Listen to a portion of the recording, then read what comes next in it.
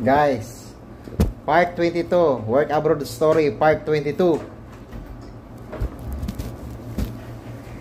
So ito na guys.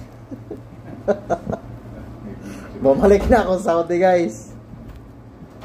So nakiramdam ako guys. Sa awan ng Diyos guys. Okay naman yung company namin guys na Iram kasi magbibigay naman sila ng sweldo guys kahit natambay ka pa. Unlike sa previous company ko. Pero at the end, thankful pa rin ako dahil binigay nila sa akin yung opportunity, tiwala, at saka trabaho syempre. So, kung balansehin ko yung past, previous experience ko, yung mga walang sweldo, ganito ganon, natambay ko, nag-apply ako. So, parte yan ng buhay natin guys. Parte ng kapalaran talaga natin. Pero, tulad ng sabi ko, bilang OFW, walang susuko, laban, harapin ang buhay. Ganun yan. Laban, kay may hanggat nabubuhay, may pag-asa. Ano na. So, nibalik na ko diri guys, Saudi guys. So, yon. Ang status naman namin dito guys, magantay kami na may interview, isa lang kami pag may interview.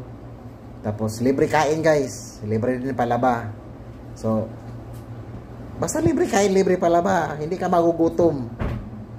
Survival yung pagkain guys. Survival. So, hindi ka magugutom, syempre. May sweldo ka pa. O, alalahanin mo. Sunod na araw, malapit ang ending. Sweldo ka na.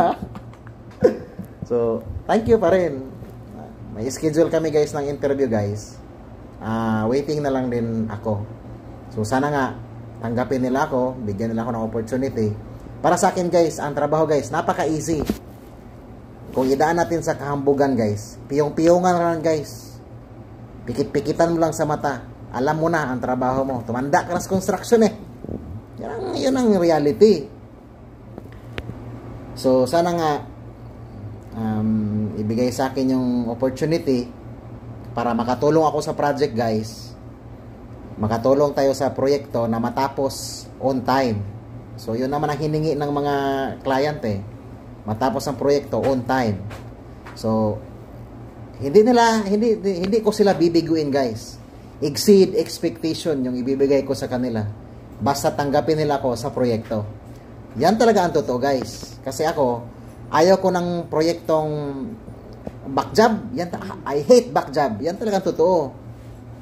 So, inshallah,